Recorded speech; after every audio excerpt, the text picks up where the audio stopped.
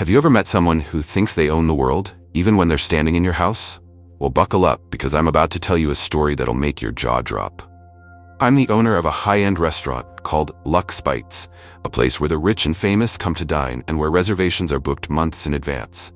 But one night, a wild Karen stormed in, demanding a VIP table, claiming she knew the owner. Little did she know, I am the owner. And oh boy, did she regret stepping foot in my establishment. It was a Friday night, the busiest night of the week.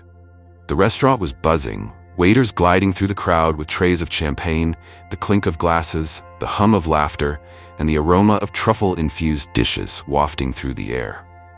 Every table was packed, and our exclusive VIP section, perched on a mezzanine overlooking the main dining area, was reserved for a celebrity couple celebrating their anniversary. Everything was running like a well-oiled machine until she walked in. The doors swung open, and in strutted a woman in her late 40s, dripping in gaudy jewelry, her hair teased into a beehive that looked like it could survive a tornado. She was wearing a leopard print dress 2 sizes too small, and her heels clacked so loudly on the marble floor that heads turned. Trailing behind her were 3 equally loud friends, all giggling and snapping selfies. I was in the back, reviewing inventory, when my hostess, Emily, buzzed me on the walkie-talkie. "Boss, we've got a problem," she whispered, her voice trembling. "There's a woman here demanding a VIP table. She says she knows you." I smirked. This wasn't the first time someone tried to pull the "I know the owner" card. It's a classic move for entitled people who think they can skip the line. "Tell her we're fully booked," I replied. "No exceptions." But Emily hesitated. She's escalating. She's yelling now, and people are staring." I sighed, adjusted my tie, and headed out to the front. If there's one thing I've learned in this business, it's that you don't let a Karen ruin the vibe for everyone else. By the time I reached the hostess stand, the woman, let's call her Karen, was in full meltdown mode. "Do you know who I am?" she screeched, her voice echoing over the soft jazz playing in the background. "I'm a personal friend of the owner. He'll fire you all when he hears how you're treating me." Emily, bless her heart, was trying to stay calm, but I could see the panic in her eyes. The other diners were starting to whisper, and I knew I had to step in before this turned into a circus.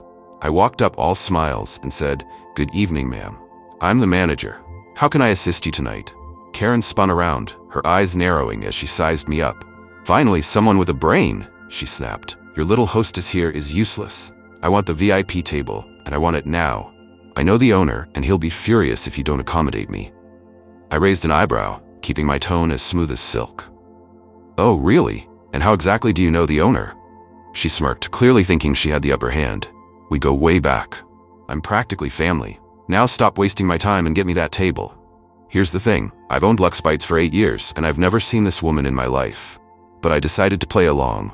Well, ma'am, if you're such a close friend, I'm sure you won't mind me confirming with the owner directly," I said, pulling out my phone.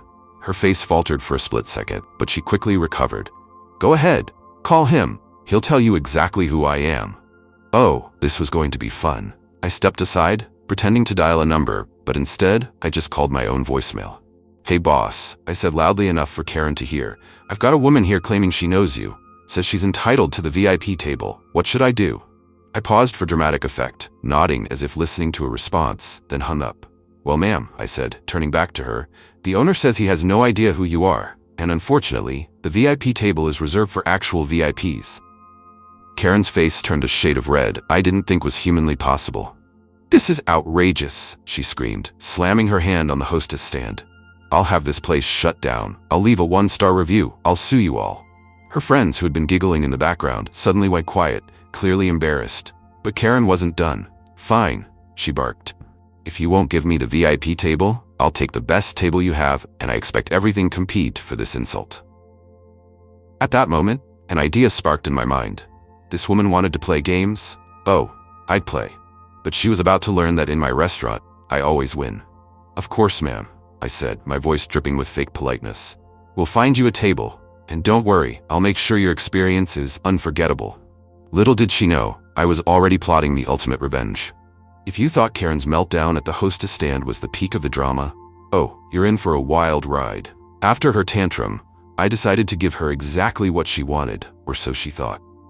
You see, in the restaurant business, you deal with entitled people all the time.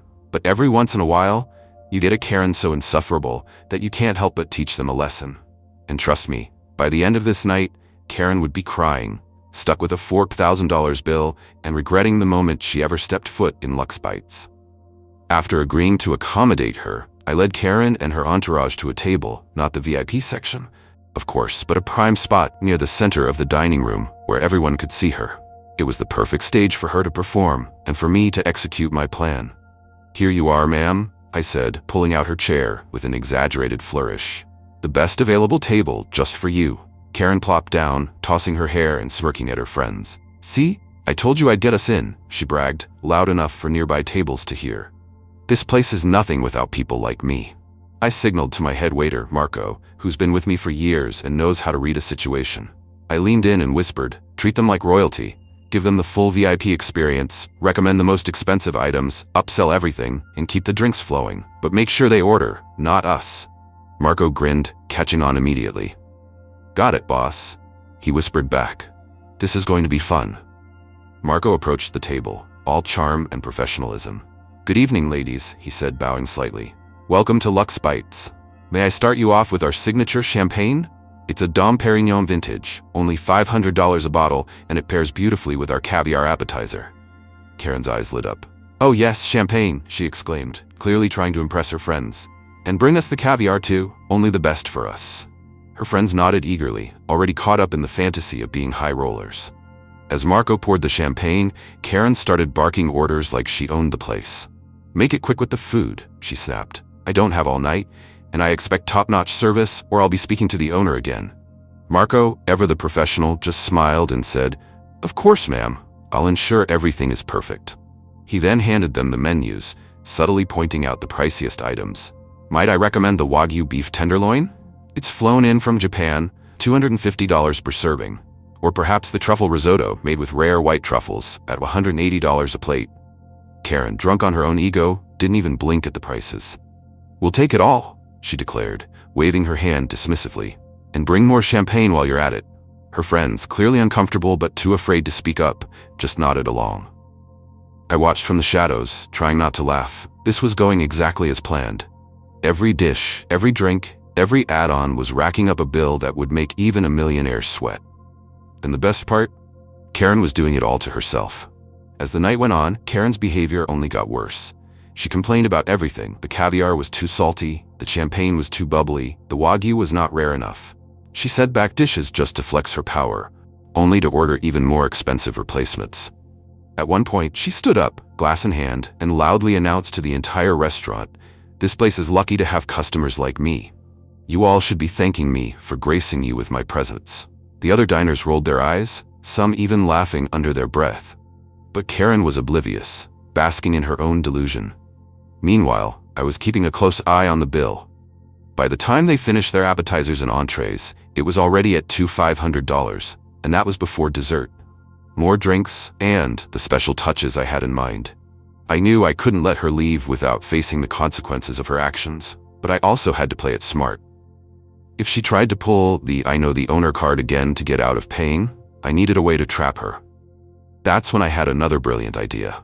I called Emily over and said, "Go to the back and print out a fake VIP discount card. Make it look official, with the restaurant logo and everything. We're going to give Karen a special privilege that'll seal her fate." Emily grinned, catching on immediately. "Oh, this is evil," she said, practically skipping to the office. A few minutes later, she returned with a beautifully designed card that read, "Lux Bites VIP Elite Member, complimentary upgrades on all orders." It was perfect. I approached Karen's table, holding the card like it was a golden ticket. "Ma'am," I said, my voice dripping with fake sincerity, "I spoke to the owner again, and he wanted to apologize for the misunderstanding earlier. To make up for it, he's personally authorized me to give you this VIP Elite card. It entitles you to complimentary upgrades on all your orders tonight." Karen's eyes widened, and she snatched the card from my hand. "Well, it's about time," she snapped. I knew he'd come to his senses. "Now, bring us your most expensive desserts and another bottle of that champagne, upgraded, of course." "Oh, Karen, you poor fool. That card was nothing but a prop, but it was the bait I needed to push her bill into the stratosphere." And she took it, hook, line, and sinker. By the time they were done ordering desserts, think $300 gold-infused chocolate lava cakes and $450 cheese platters, the bill was creeping toward $4,000. And the best part? She thought she was getting a deal. Little did she know, the trap was set, and the real show was about to begin. If you've been following along, you know Karen has been digging her own grave, one overpriced dish at a time. By now, her table was a chaotic mess of half-eaten Wagyu, spilled champagne, and crumpled napkins, while she continued to act like the queen of Lux Bites. But every good story needs a climax, and this one was about to hit Karen like a freight train. With the bill climbing toward $4,000, it was time to drop the hammer, and, oh, did it feel good. As Karen and her friends finished their desserts, a $300 chocolate lava cake infused with edible gold and a $450 cheese platter that she insisted on, thanks to her VIP elite status, I signaled to Marco to prepare the bill. But I had one more trick up my sleeve to make this moment truly unforgettable. I walked over to the DJ booth and whispered, "When I give you the signal, play something dramatic, like a movie soundtrack. I want everyone's attention on that table." The DJ grinned, already loving the plan. "Got it, boss. How about Sweet Victory from SpongeBob? It's got that epic build-up." I laughed. Perfect. Back at Karen's table, the mood was jubilant, at least for her. Her friends, however, were starting to look nervous, whispering to each other and glancing at the empty bottles of champagne. Karen, oblivious as ever, was still barking orders. "Where's my coffee?" she snapped at Marco. "And make it quick, I have places to be." Marco, ever the professional, just smiled and said, "Right away, ma'am. And may I present your bill for the evening?" He placed a sleek black folder on the table, the kind we use for our high rollers, and stepped back. Karen flipped open the folder, and for a moment, the table went silent. Her eyes widened, her mouth dropped open, and her face turned from red to ghostly white. $4,000? She shrieked, loud enough for the entire restaurant to hear. "This is a mistake. There's no way we spent this much." Her friends gasped, one of them muttering, "I thought you said this was going to be comped." Karen shot her a glare, then turned her fury on Marco. "This is outrageous. I'm not paying this. I'm a VIP elite member, remember? You're supposed to comp everything." That was my cue. I stepped forward, right as the DJ hit play on Sweet Victory. The music swelled, dramatic and triumphant, drawing every eye in the restaurant to our little showdown. "Ma'am," I said, my voice calm but firm, "there seems to be some confusion. The VIP elite card you were given entitles you to complimentary upgrades, not a free meal. Every item you ordered tonight was at full price, and the upgrades, such as the extra caviar, the vintage champagne, and the gold-infused dessert, were added at your request." Karen's face twisted into a mask of rage. "This is a scam!" she screamed, standing up and knocking over her chair. "I know the owner, and he'll fire you all for this. I demand to speak to him right now." The music hit its peak, the guitars blaring, and I couldn't help but smile. This was the moment I'd been waiting for. "Oh, you want to speak to the owner?" I said, raising my voice so everyone could hear. "Well, you're in luck, because I am the owner." The restaurant erupted in gasps and whispers. Karen froze, her mouth opening and closing like a fish out of water. Her friends shrank back in their seats, clearly wanting to disappear. "That's right," I continued, stepping closer. "I've owned Lux Bites for 8 years, and I've never seen you in my life. You lied to my staff, disrupted my customers, and tried to scam your way into a free meal. But here's the thing, Karen, your little game just cost you $4,000, and you're going to pay every single penny." Karen's bravado crumbled. You can't do this," she stammered, her voice trembling. "I'll sue you. I'll call the police. I cut her off, holding up my hand. "Go ahead, call the police. But let me remind you that we have security cameras everywhere, and they've recorded every moment of your tantrum, including the part where you agreed to every item on that bill. So what's it going to be, Karen? Are you going to pay, or are we going to let the authorities handle this?" The music faded, leaving the room in stunned silence. Karen looked around, realizing that every eye in the restaurant was on her. The other diners were smirking, some even clapping, clearly enjoying the show. Her friends refused to meet her gaze, one of them muttering, "Just pay it, Karen. This is humiliating." Tears welled up in Karen's eyes, her mascara starting to run. "I don't have that kind of money," she whispered, her voice barely audible. "Oh, don't worry," I said, my tone ice cold. "We accept credit cards, and I'm happy to split the bill among your friends if they'd like to chip in." Her friends glared at her, clearly furious, but they reluctantly pulled out their wallets. After a tense few minutes of arguing and swiping cards, the bill was finally paid, $4,000, plus a generous tip for Marco, which I insisted they include. Karen was sobbing by the end, her leopard print dress stained with mascara and shame. But the story doesn't end there. Oh no, I had one more surprise up my sleeve to make sure Karen never forgot this night. You see, in my business, you don't just let someone like Karen walk away without a lesson they'll carry for life. And trust me, what happened next was the cherry on top of this delicious revenge sundae.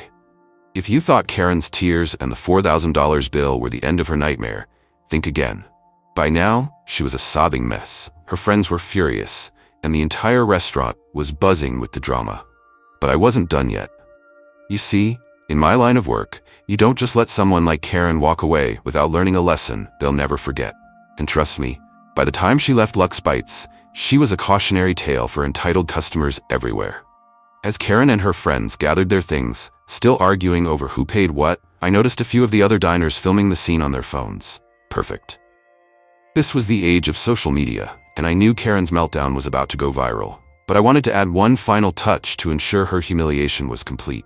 I walked over to the hostess stand, where Emily was watching the chaos with a grin, and said, "Bring out the VIP exit package. It's time to send Karen off in style." Now, the VIP exit package isn't something we offer to actual VIPs. It's a little gag we keep in the back for situations like this. It's a cheap, tacky gift bag filled with dollar store trinkets, a fake certificate of excellence, and a coupon for a free coffee at the cafe down the street, which, by the way, we don't even own. The whole thing is designed to look like a pathetic consolation prize, and I knew it would be the perfect way to twist the knife. Emily practically skipped to the back to grab it, returning with a glittery pink bag tied with a gaudy ribbon. "Here you go, boss," she said, barely containing her laughter. "This is going to be epic." I approached Karen's table just as they were about to slink out the door. "Ma'am," I called out, holding up the bag with a flourish.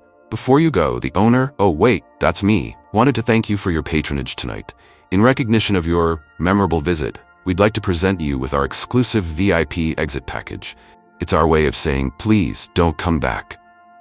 The restaurant erupted in laughter, and Karen's face turned a shade of purple I didn't think was humanly possible.